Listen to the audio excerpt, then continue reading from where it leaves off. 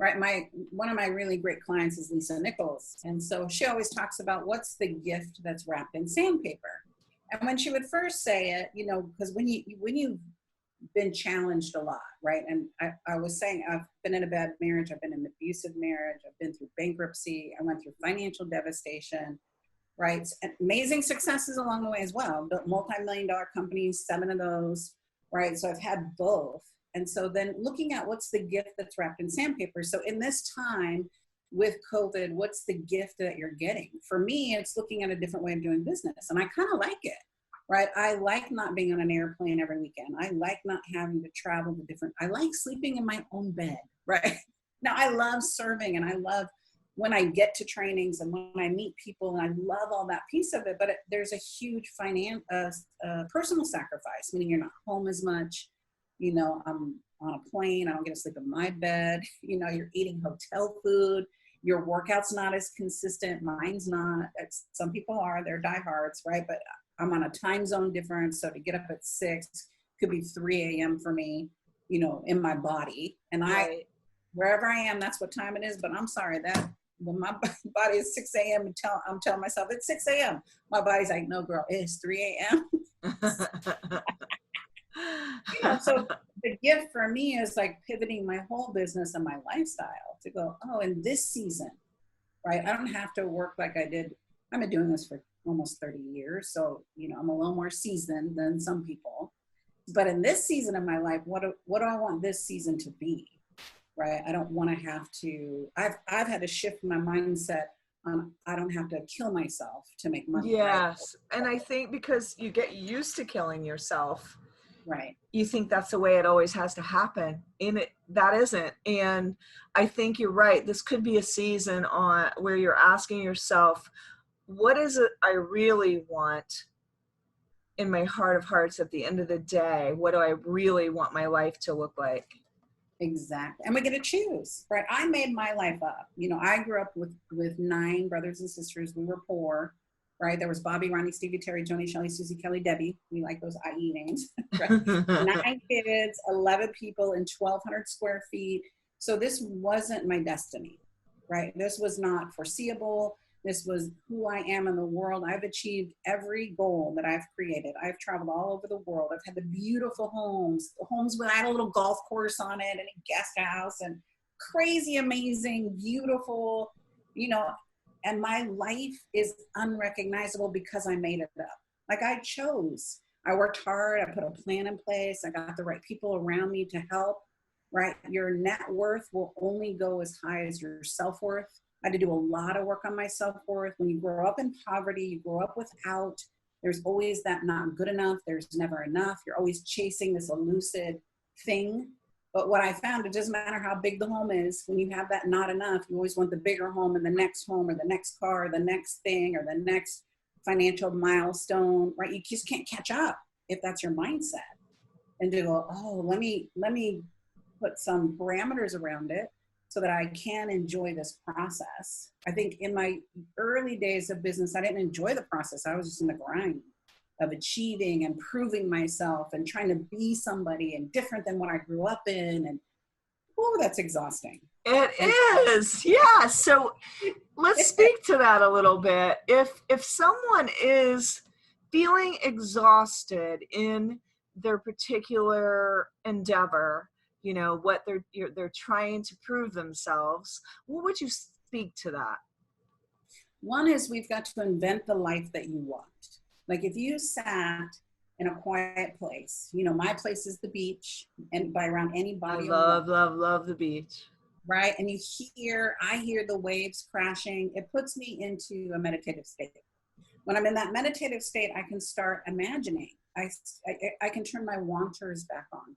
We as people have turned our wanters off because we've hit no so many times. Your wanters are that thing when you were a little kid and you could just imagine, I want to be this, I want to do that, I want this, right? And then you grow up and the world smacks you in the face or pushes you down, right? You get bloody elbows and bloody knees because it isn't all, you know, sprinkle fairy dust.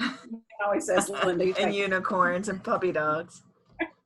My man always says, Susie, the real world's not like you. It's not rainbows and butterfly every day. And I'm like, it can be. We can just choose. We can look at the gift that's wrapped in sandpaper versus, it's a shit show. So getting in a quiet place, and I think that's what COVID has done for a lot of us. And what do I want my life to look like? What do I want my friends to look like? Like, who are really those people ride or die supporting you? And any kind of adversity, you see who truly surrounds themselves around you and supports you, helps you go through whatever you're going through. This is my experience, right? In all the darkest times, the people who I thought would be there weren't necessarily there.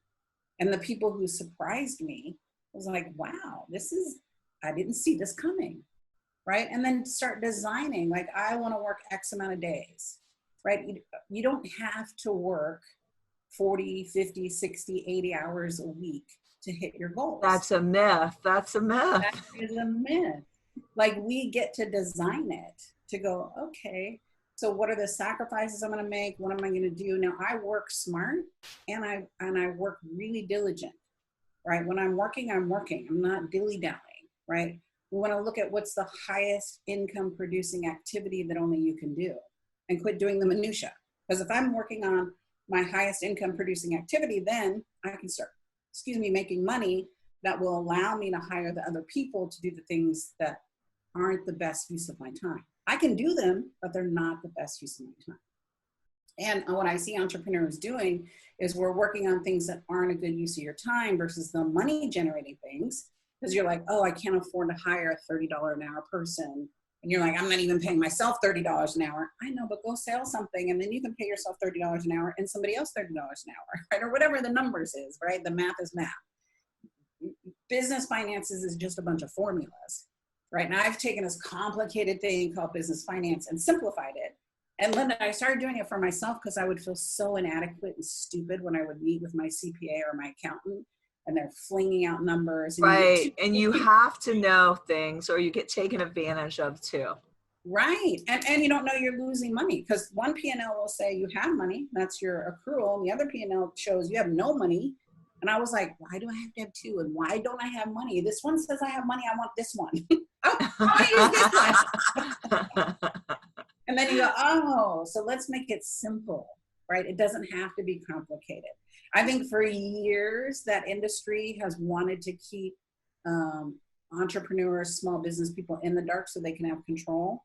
Like, I think that's old days, not now. Like, now you find people educating and why you're doing what you're doing and why you need this budget and how you put that together. I see that in all lines, a lot of lines of work that, a counselor that wants to keep you hooked forever, a trainer that never empowers you, and so I really like to I like to know some of what I'm going to ask somebody to do. Right. But it is really important to be able to hand that over to people because you can't excel. You only have so many hours in a day. So if you don't employ and empower, you cannot excel. Right. And it's having the right team, right? Right. What team you need now. The team you started with is not going to be the team you end up with. If you're a savvy entrepreneur and you're a grower, right? The more you earn, the more you learn. The more you learn, the more you earn, right? Goes hand in hand. And so I find in my own team, I outgrow you because I'm growing so fast. And I've got to have a team that stays up with me, right? Or you just get left in the dust. And so that's probably the hardest thing as a leader. And I know we're just kind of jumping around all over, which I love. As a leader, you have to look at what does my business need right now, right? When this COVID thing started, we looked at budget and cut a bunch of stuff.